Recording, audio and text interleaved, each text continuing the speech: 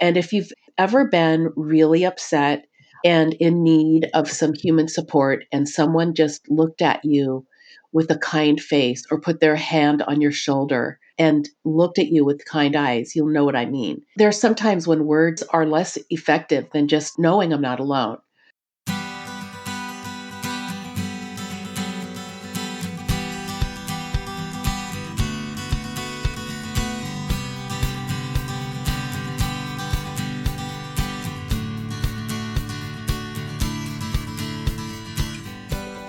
Welcome to Parent Footprint with Dr. Dan. I'm Dr. Dan. This show is about making the world a more loving, accepting, and compassionate place, one parent, one person, and one child at a time. The key to raising healthy and engaged kids is for us parents to seek the same in our own lives while striving to be the best versions of ourselves each day. No matter who you are or where you came from, with increased awareness, you can be purposeful about leaving a healthy footprint for your children, your family, and all those you care about while living your own life to the fullest. Today's show, I am so excited about today's show. Today's show is Brain-Body Parenting, How to Stop Managing Behavior and Start Raising Joyful, Resilient Kids, with my esteemed colleague, Dr. Mona Delahooke. Mona is a licensed clinical psychologist with more than 30 years of experience caring for children and their families. She's a senior faculty member of the Profectum Foundation, an organization dedicated to supporting families of neurodiverse children, adolescents, and adults. She holds the highest level of endorsement in the field of infant and toddler mental health in California as a reflective practice mentor. She's a frequent speaker, trainer, and consultant to parents, organizations, schools, and public agencies. Dr. Mona has dedicated her career to promoting compassionate, relationship-based neurodevelopmental interventions for children with developmental, behavioral, emotional, and learning differences. And she is the author of the award-winning book, Beyond Behaviors, Using Brain Science and Compassion to Understand and Solve Children's Behavioral Challenges, and her latest book, which we are diving into today, Brain-Body Parenting, How to Stop Managing Behavior and Start Raising Joyful, Resilient Kids. Finally, she has a very popular blog, which we talked about 5 years ago when we first talked on this show, which is at monadelahooke.com. Mona, Dr. Mona, welcome to the show. Welcome back to the show. Dr. Dan, I can't believe it's been that long. It has. Thank you for introducing me again. Oh my gosh, this is so fun. When I was looking back, and we actually recorded March of 2017, it was 2 years before Beyond Behaviors came out, and it was after that blog that you wrote went viral about oppositional behavior, and looking at it much, much differently, which has led to, the first book, this book, and this new paradigm that you have bestowed upon us. I'm so glad I wrote that blog. It was out of sheer frustration. Mm-hmm. I didn't even have a website, I think, I might have had I had a nascent website, but I'm so glad we met through that. Yeah.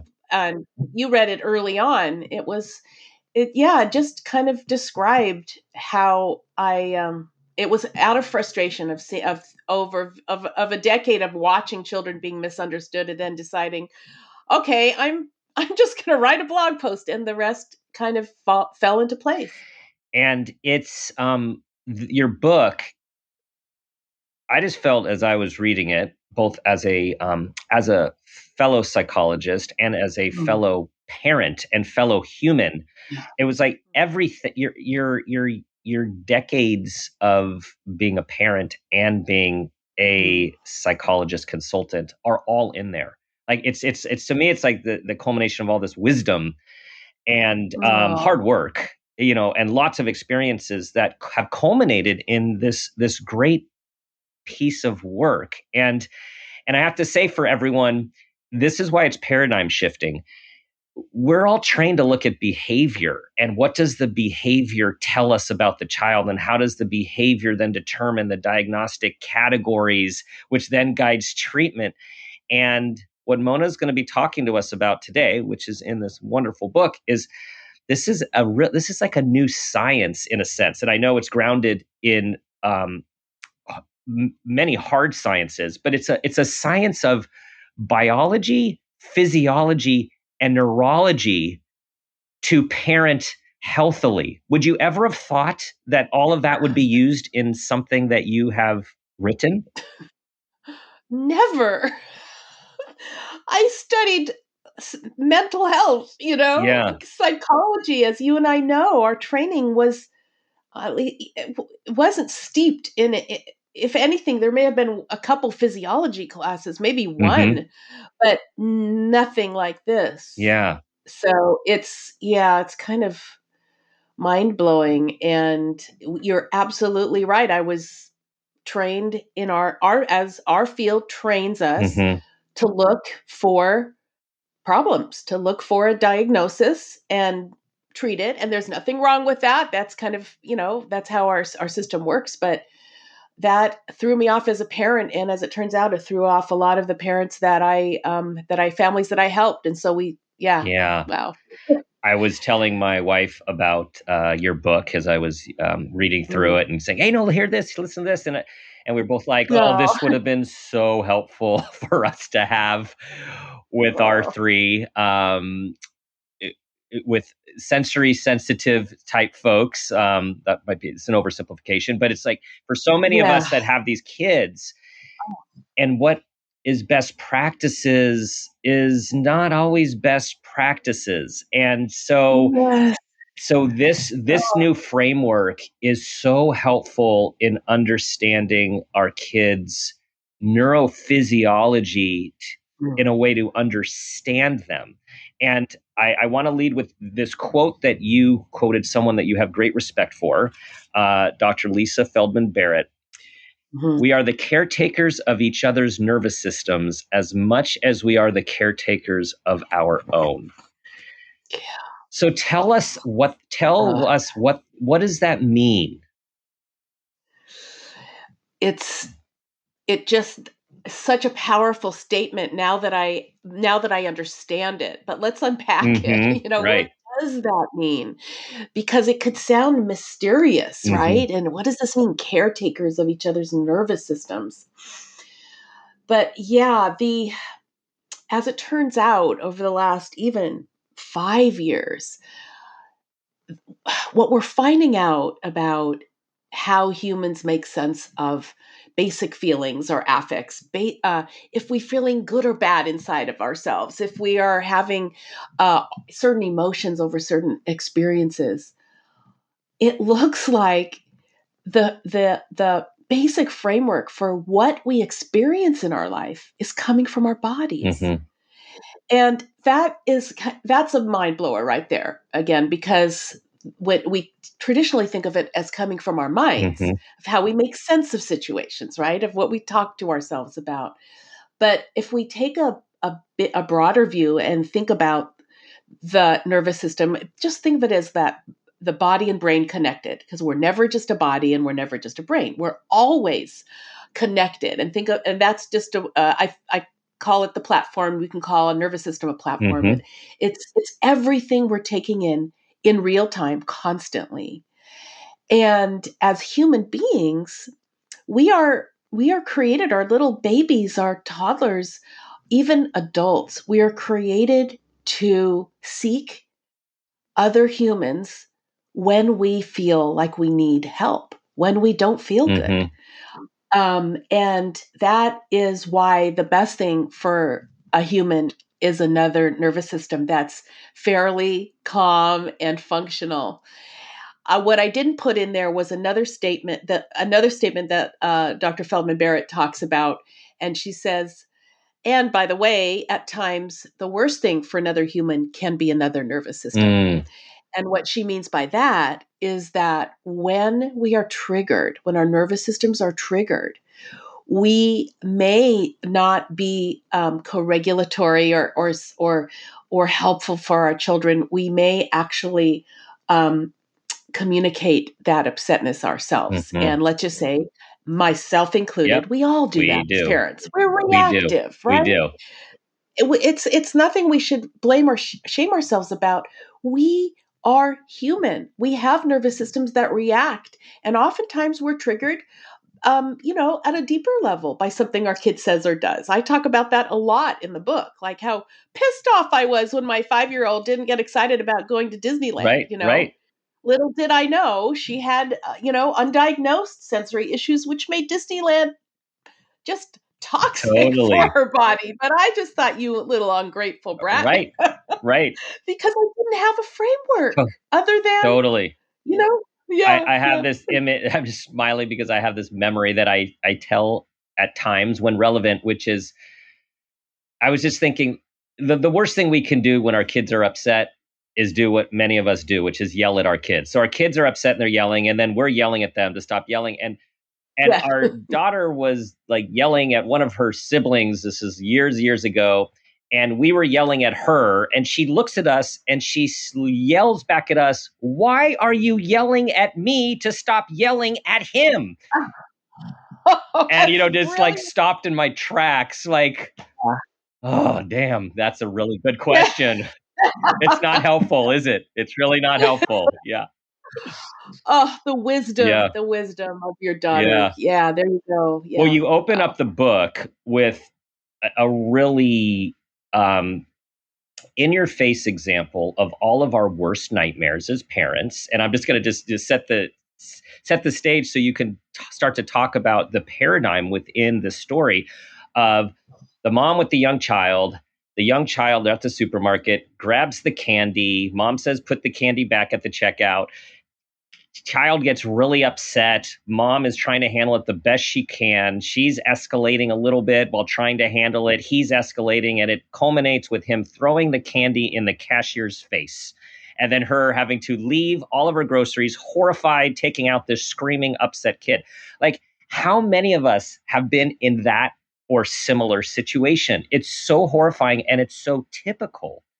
And so, So yeah, take difficult. us through like that as an example of how do we Yeah. parent through the neural platform as opposed through behavior? Yeah, yeah. And here was an incredible mom, a teacher. I think she was a teacher. Yeah, and she's just so great.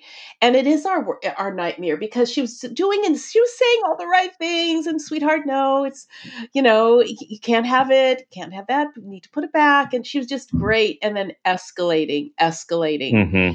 and then the shame that comes around when this kid just loses it and is in a full on nervous system state of fight, and wasn't intending to chuck it right in the face of the cashier, right on her Yeah. nose.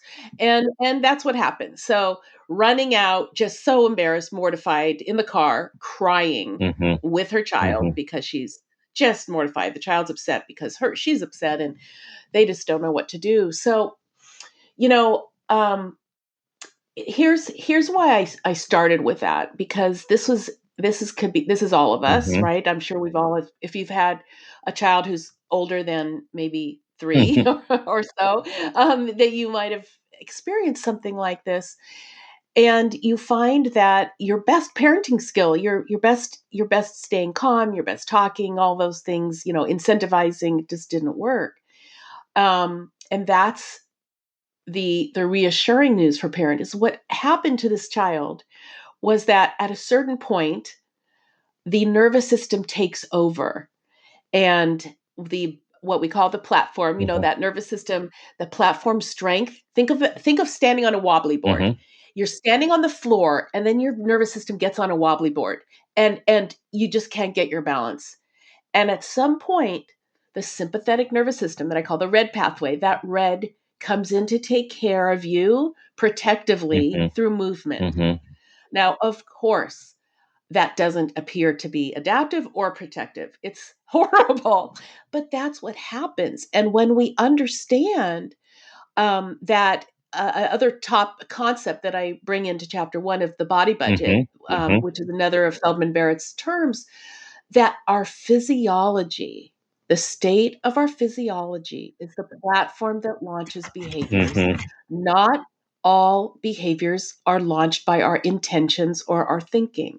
So this wasn't a bratty 4-year-old who was insisting to get their own way, trying to harm the cashier or embarrass his mom.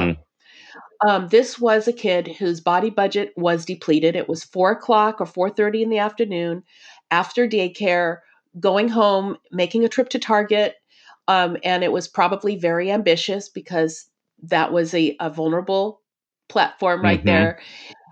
And what we can do in that situation is just have a lot of compassion for the mom and for the kid and start to think about this wider view. Mm-hmm. And that is the paradigm shift is from thinking about all behaviors as motivated and incentivized, Mm-hmm. which is how our education system looks at Right. things, once a child can walk and talk, to a bigger understanding of how self-regulation develops, and understanding that all of the cards were stacked against that 4-year Mm-hmm. old, Right. in terms of self-regulation, because developmentally he didn't have that skill Right. yet. Right.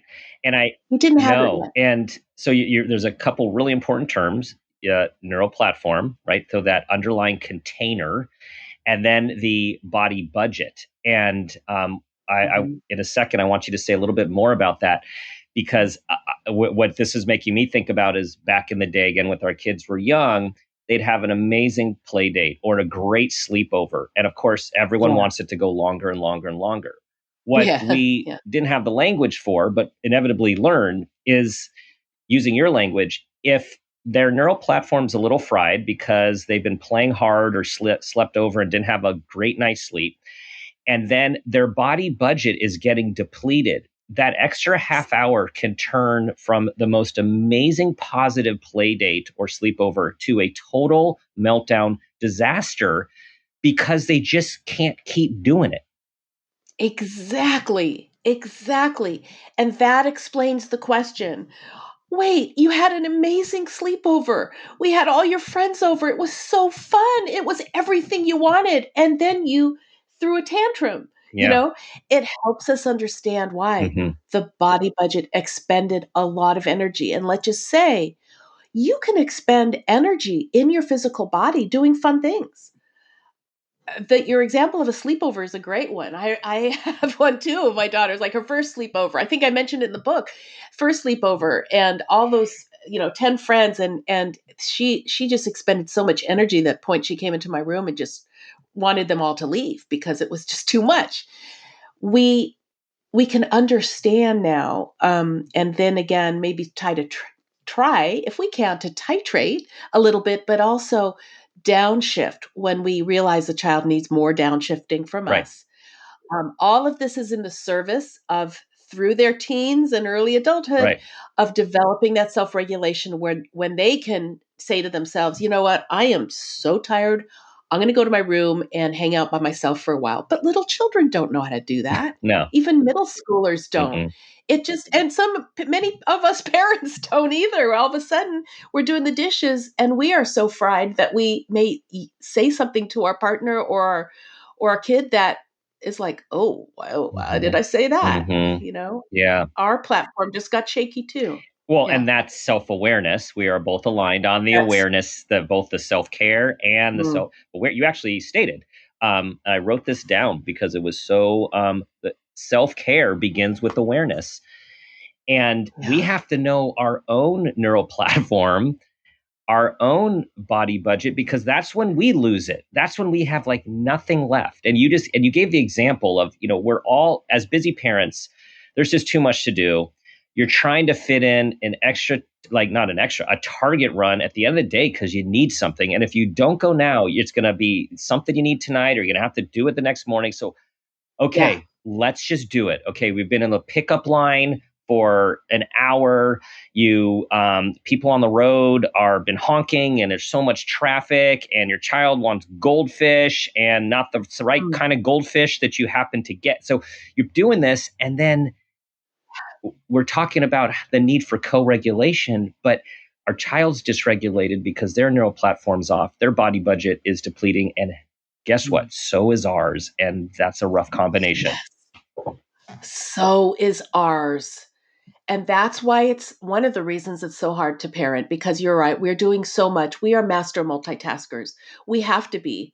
And we're a little too lonely in our parenting, I think, but that's another story. We're doing so much on our own without support of our little communities and neighbors and parents, because we don't tend to do things in groups as much. So when it's often the case that when our child's body budget is low, so is ours.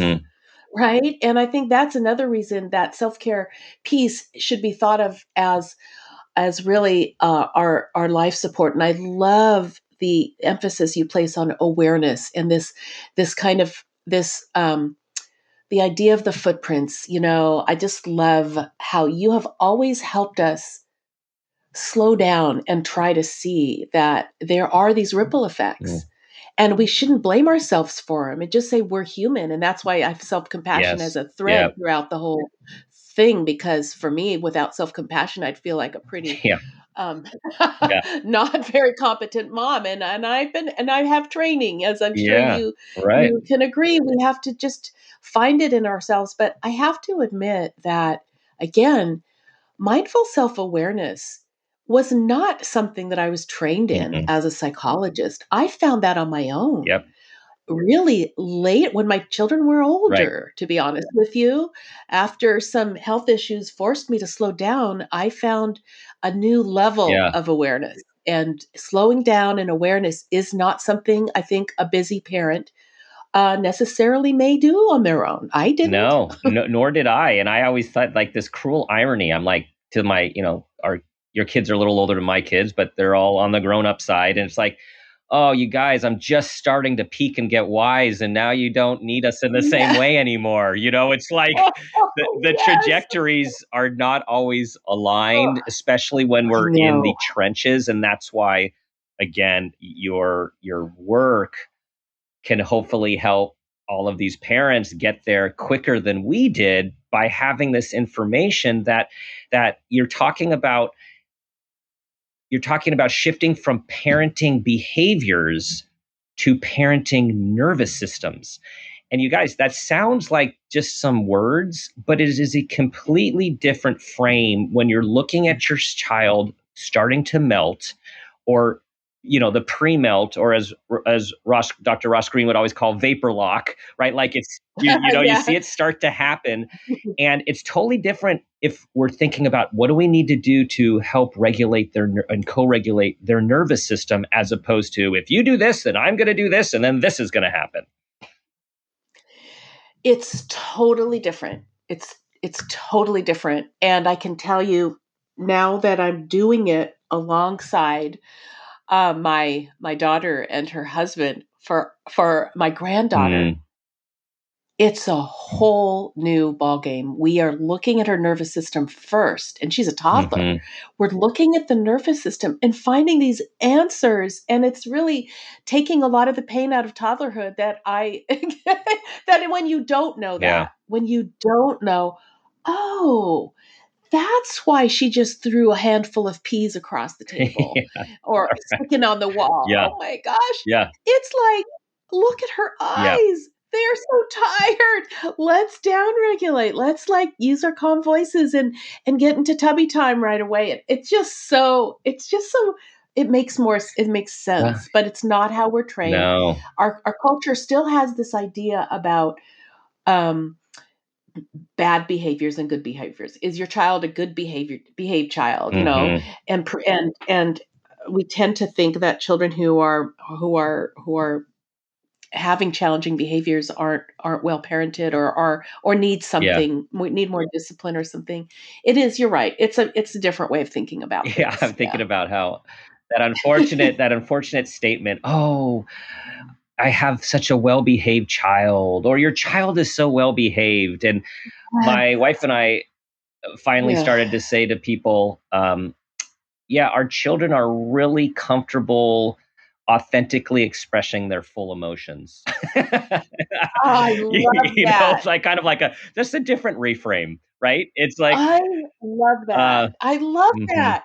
And can I just say how many well-behaved, straight A, hmm uh, very, very highly regarded students whose parents are so, so proud of them, and yeah, I love yeah, that, have ended up in my office through the years with chronic GI right, issues, with tummy aches, with yeah, anxiety.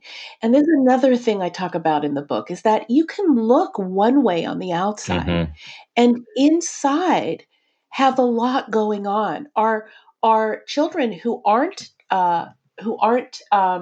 targeted for behavioral challenges, sometimes we have anxious children who try so hard to earn the badge, right? To hmm earn the badge of being well behaved, but maybe struggling inside. But you can look at the subtle pieces of their nervous system, of their platform, to for clues to that too. So hmm thanks for saying yeah, that. I think there's so much pressure. There's pressure to get into the best preschools, to get into yeah, private yeah, schools, and or to not have your child be labeled as a behavior problem, which is rampant right now post COVID, right, or not post COVID, but mid yeah. whatever we're at. It's just really hard. And Yeah. it is Yeah. important for because all of us kind of want those kids if we're honest. Like we really love like the kids that Sure.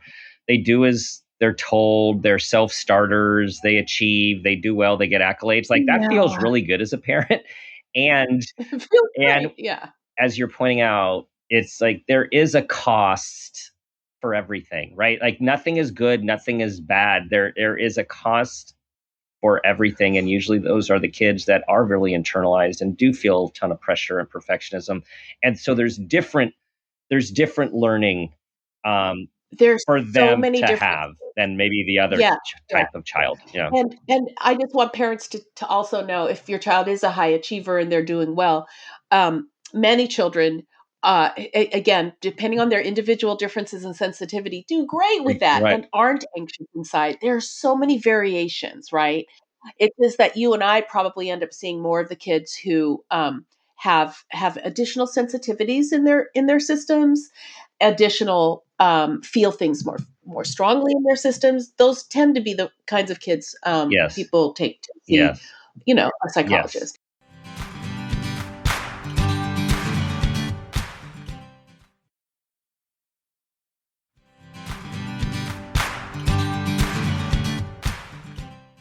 One of the primary goals, as you put it, is really to help your child calm their nervous system and to be aware of their nervous system. And so to really to learn these things that you write about, that you're teaching us, that you've learned about. And so let's talk about a few of these concepts that you're literally turning things up on end. The first concept is to look at bottom up versus top down parenting. So tell us a little bit about the difference between those. Yeah. So if we think about this question, and in the moment we're thinking about, is this behavior my child bottom up, body, or bottom up, or top down? Or is or am I body up or top down right now? Basically what that means is that, is what we are recognizing in our child or in ourselves a a, a stress reaction coming from inside of our nervous systems, where we are actually involved in our own protective pathway of behavior. And that body up, so some examples of a body up behavior, a classic example is a tantrum. Mm-hmm. A tantrum that happens very fast, like the little guy at Target, Julian in Target, in the first chapter. That was a body up reaction. That was not a top down behavior where Julian sat there, calculated how far to throw and how hard to throw at the Mm-hmm. cashier. It was not, I'm going to get my way right now, I'm going to throw a candy bar. The candy bar was thrown by a nervous system that required movement, and it was not intentional. So, for some parents, and I think it might be hard to imagine that there's actually, it's because it seems so intentional, right? But if we can think about, is this behavior top down or bottom up right now? Is what my child needs a top down response, and sometimes they do, or a body up And response? give us an example of each. What would be a body up response and a top down response? Yeah, so a body up response to a child in a very agitated tantrumy state where they cannot, they're hard having a hard time breathing, they may be crying or screaming. A body up would be that we realize that we're not going to focus on our words. We're not going to focus on logic. We're going to do what works for this nervous system. Mm-hmm. So let's just say this particular child likes calm, soothing voices that are a little bit more quiet. So it'd be, oh, okay. Oh, sweetheart. All right. Okay. We're gonna get through this together. This is big. This is your upset, or whatever it Mm-hmm. is in that moment. We're not really focusing on our words. We're like, okay, we're witnessing, number Mm-hmm. one. We're staying calm while we're Mm-hmm. witnessing. We're not escalating the situation. We're resonating. So, what does resonate? Resonate means we are providing this kind of presence that helps the other person know they're not alone. Mm-hmm. And if you've ever been really upset and in need of some human support, and someone just looked at you with a kind face or put their hand on your shoulder and looked at you with kind eyes, you'll know what I Mm-hmm. mean.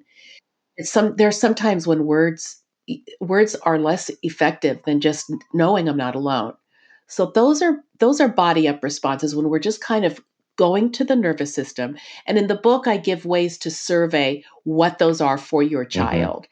Right. So, but for in general, a warm prosodic voice sometimes helps, not a loud voice. We don't want to restrain a person. So, a respectful body up approach would not be unless the child is in danger of harming themselves or others. We really don't want to carry them to the car, for Mm-hmm. example.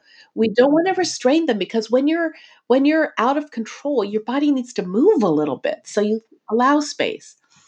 Okay, so that's the body up. We Mm-hmm. just a brief example, and then a top down. Let's think of a top down behavior.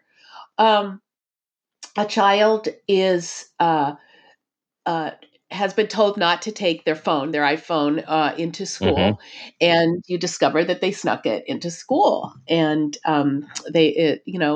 was you found it in their And that's backpack more on. thought out. You know, That's a thought out plan most of the time. That's Yes. a plan. Yes. Yeah. Yeah, it didn't just fly in there Right. by Right. itself. Right. That may have been a very creative boundary testing Yeah. plan, which maybe a middle schooler might do, and we would appreciate it for that testing piece of Yeah. it. But the approach may would be top down, and that is where we are sturdy parents. We are able to hold boundaries. We're able to talk to our child Right. respectfully, but also make notice that this was caught, and that we would then go ahead and talk to or and apply our values and our parenting with our Yes. with our best parenting efforts as being sturdy and holding boundaries. So Yeah. okay, so that's a really good distinction for us because when you have a let's say a younger child who is having a tantrum and their body budget is drained and their neural platform is fried, the top down approach, which is what most of us are taught, which is you need to hold a boundary. You need to show them that this is inappropriate. You need to tell them that there's going to be a consequence if this doesn't stop immediately. So Yeah. those are all top down parenting, which really only exacerbates the situation because we have an Oh, upset child who's now being in their eyes threatened with more bad stuff. And it just gets yeah. worse and worse and worse.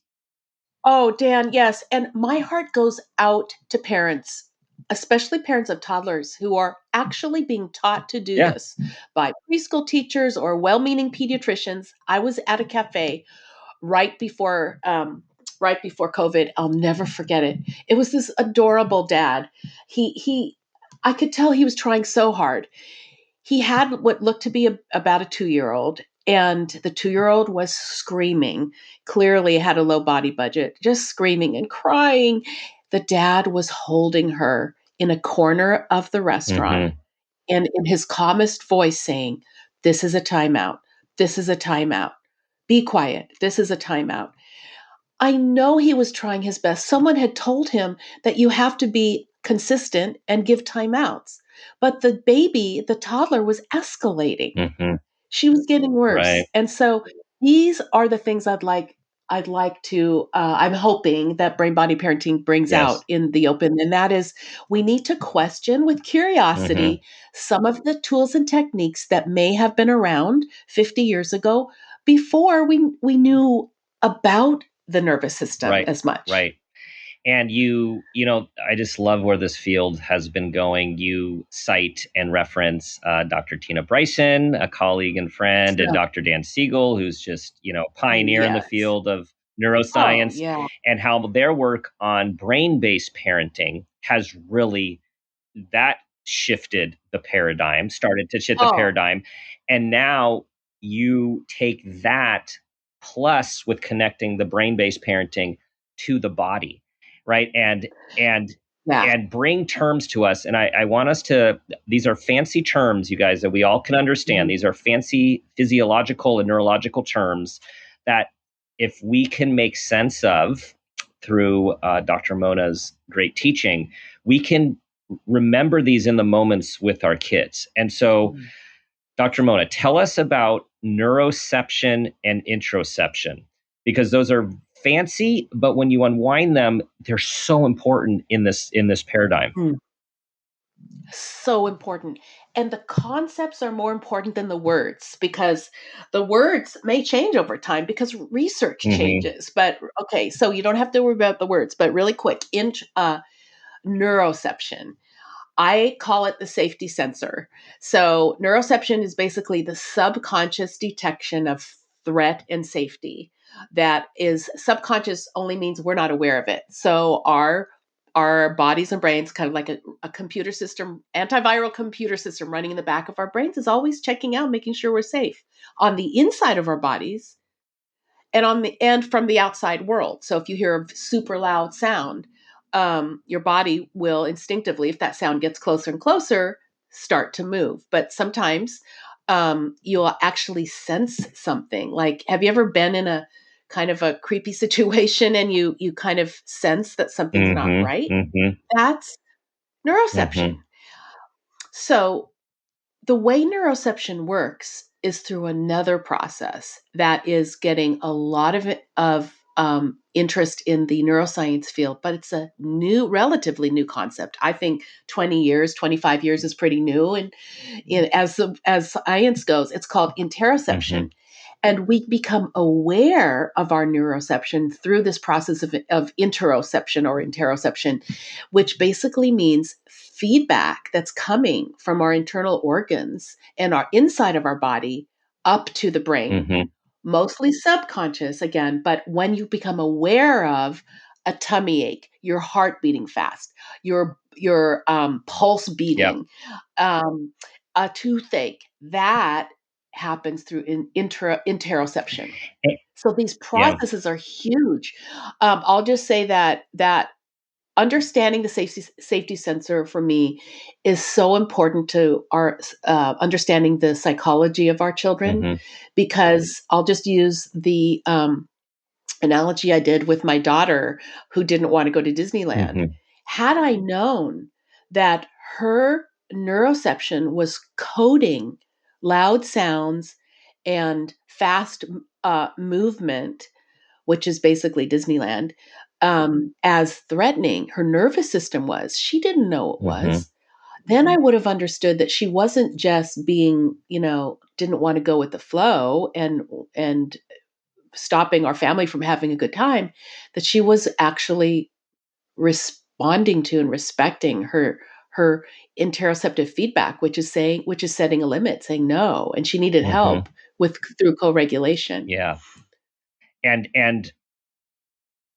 I just said a that lot was there, so no, that sorry. was this is explaining what we need to understand. And what you hit on is the physiological um, responses of the body for us to be aware of what they are in our kids. And for us, how about this, guys, to increase our kids' awareness of their own bodies, right? Their own neural platforms, their own body budgets. And so interestingly, so much of this work comes out of other fields like polyvagal theory, Yes. right? Dr. Stephen Porges, which I know you collaborate with closely and has been an amazing guide and has helped us all Yeah. understand these bodies. And in the occupational therapy realm, over the years, I've known of the ALERT program, the zones of regulation, and they all have this same sort of idea of teaching our kids about these pathways that are green, red, and blue, which is like it's so simple and yet profound to help them become aware of what color they're in so they can take proper steps to right that with this awareness, what do I do when I feel this way? So tell us about these different pathways. So we're always looking for easy ways to explain complicated neuroscientific terms. So, really, these pathways, which again are an indicator of how strong a person's platform is, how your brain and body are doing, how robust are you at the moment. We can look at three pathways of the autonomic nervous system. It's our automatic nervous system. And the colors simply stand for these different pathways that our body adjusts to, again, outside of our awareness, subconsciously to protect us and keep us safe. So the green pathway is where we're calm, our body, our physiology is stable, we're calm, we're detecting safety in the environment. So our children or ourselves, this is when we feel at our best. It is when children play and tend to be more cooperative and they can learn. So that we'll just call that the green. Think of it as a green light, that green pathway. And then we have, of course, since none of us can stay 100% calm all the time because we're human beings and things happen, we have the red pathway. And in the red pathway, it's also known as the sympathetic nervous system or the fight or flight system, Mm-hmm. is where your body senses something is amiss. Your body might have that neuroception of threat, of something could be completely invisible. It could be a tummy ache. It could be lack of sleep. It could be hunger. But your body senses something is not right, and then it seeks to right itself through movement. And that's why it's called the fight or flight. So in the red, we can be agitated, want to move. We can hit, scream, yell, Mm-hmm. say things we don't want to say. And it feels like we're out of control. So that's the red pathway.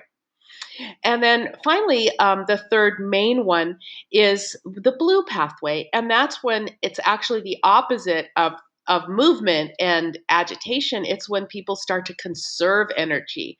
So a Mm-hmm. child might turn inward or disconnect, feel like they're at the periphery watching children play, but they don't want to play. They don't want to talk to you. They kind of start to disconnect.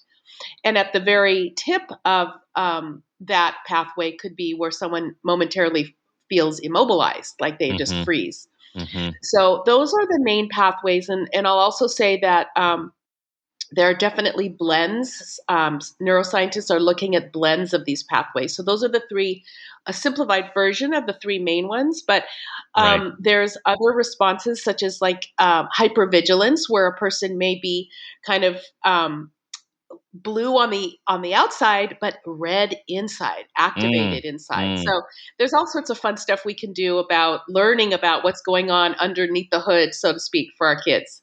So how would you say the concept of the body budget interacts with these pathways? If we're as a parent and we're trying to use these terms, in a way to understand our kids. Yeah. Yes.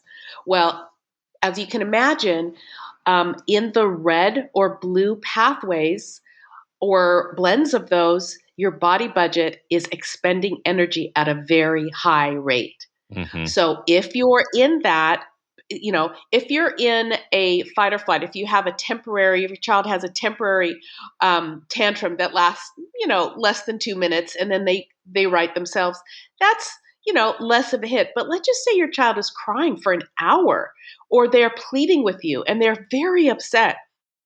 That's going to deplete the child's or our own body budget. So basically, our body budget is takes a hit when Hmm. we're under stress. So Right. more stress, more depleted body budget. So what do you think is And the most helpful thing for parents to think about when they're thinking about these pathways? Like you have several examples in your book, and to me it's just it guides how to intervene is as the way I see it. Like if I know that my child is red, I'm going to intervene one way or connect one way or self co-regulate one way. If my child is blue, I might come at it slightly different.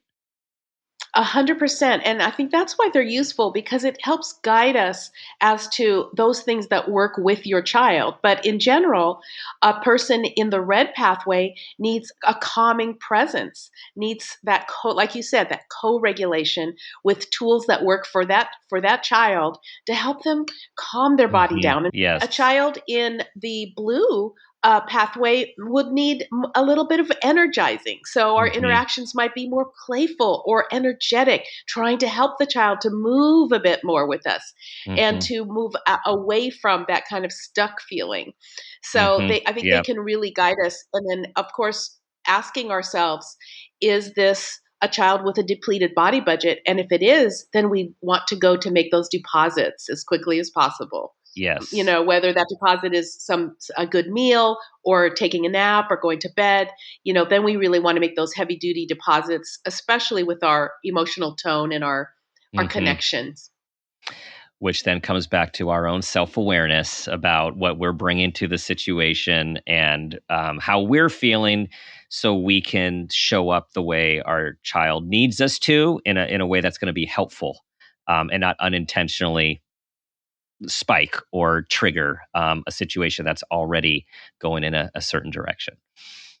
Absolutely. The better we feel, the more grounded we feel, Hmm. um, the better we're able to show up for our children at that moment. So it really pays Hmm. off to be aware of ourselves, to have that awareness, and especially compassionate awareness, not Hmm. judgmental awareness, as so many of us tend to do. Right.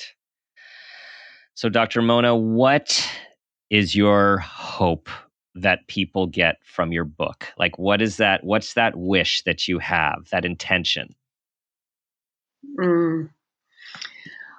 My true intention is that parents will find solace in everything that's experienced as a parent, the good times and the bad times, and understand their behavior and their children's behavior in a new light, and be less judgmental, find more joy, and also understand the difference between a behavior that is needing discipline and a behavior that is an indicator of a child who's suffering from Hmm. stress. Yeah. I think it's a new concept. It's going to take a while to catch on, but I'm really hoping that those are some of the big messages of the book. That it's not just behavior management as a parent. We can have this bigger picture about Hmm. what it means to be a parent, what it means to be a child, and shift our expectations through a new lens using neuroscience and compassion. Beautiful. And I can tell you that even in the past few weeks since I've read your book, I've been using the terminology, the conceptualization with parents that I've been working with. And it is so helpful and validating for them to hear it. And I mean, the look in their eyes, like, whoa, I never considered thinking about my child's underlying physiology. We always just focus and are told to focus on the behavior. So this is such an important paradigm shift in the field. And I'll be waving the flag with you. And I'm so grateful for your contribution. Oh, thank you so much, Dan. That just makes me so happy that just to hear that, and thank you so much for being a paradigm shifter with me. This is amazing. Thank you for that beautiful compliment. So we can't let you go before the final parent footprint moment question. You are a veteran. You've done this before. So here we go. Mm. Tell us about a time that you became aware of yourself as an individual, or as a parent, or even an awareness of your own parents. And that new awareness had a positive impact on your life, your kids, and those you love. I just love that.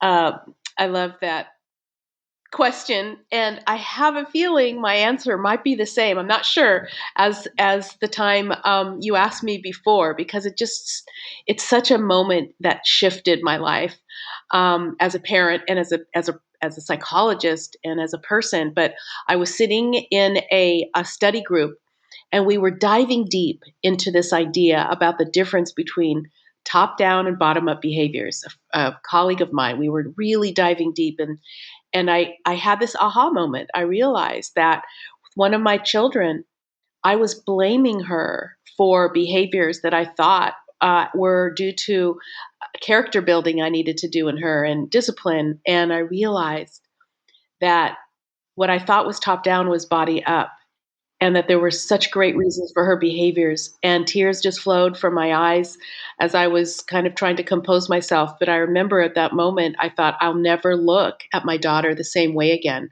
Mm-hmm. And that shifted how I also worked with my patients. So that was over 2 decades ago. But that was a moment that I think was seminal for my work.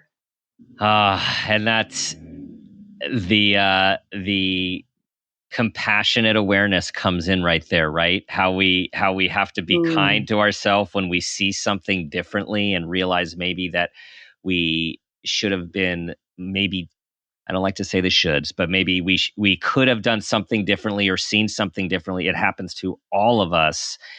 And we have to be grateful for the new awareness and be kind to ourselves for whatever was before. That's absolutely, above all, don't go back and don't go into the regrets, and no blame, no shame.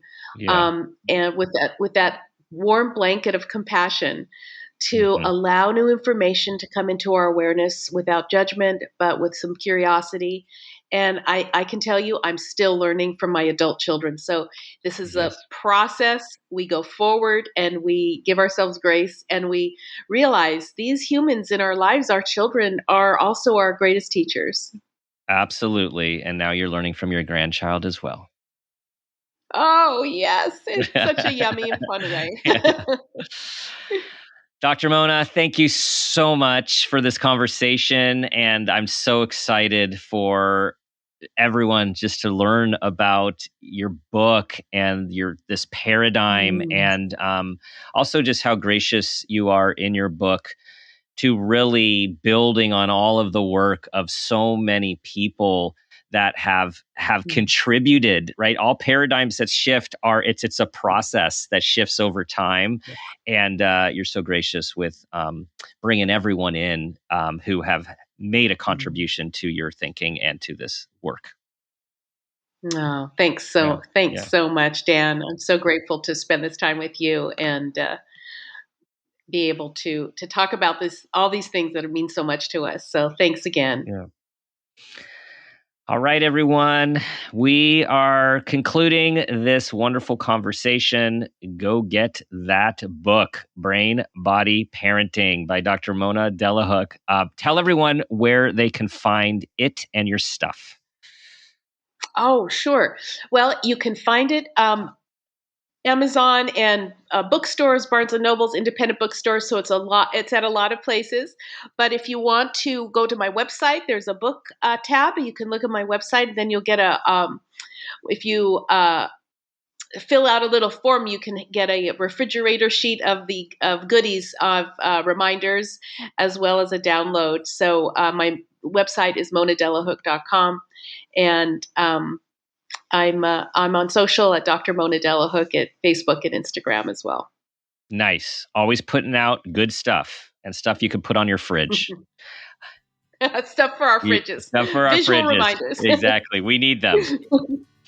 Thanks for listening, everyone. Thanks for your 5-star reviews. Thanks for referring these shows to your friends and bringing people into our amazing community. Do your best to be that person you want your child to become. And ask yourself the guiding question I ask myself each day: what footprint do you want to leave?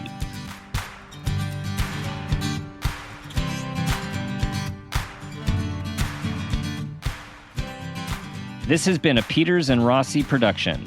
Parent Footprint with Dr. Dan is produced by Laura Rossi. Our engineer is Phil Rossi. Theme music is Strummerman, composed and performed by ProTunes. Artwork is by Garrett Ross. Follow us on Instagram and Facebook at Parent Footprint Podcast and on Twitter at Dr. Dan Peters. For more information, go to exactlyrightmedia.com. Listen, follow, and leave us a review on Amazon Music, Apple Podcasts, or wherever you get your podcasts. And don't forget, you can listen to new episodes 1 week early on Amazon Music, or early and ad-free, plus bonus episodes by subscribing to Wondery Plus in the Wondery app.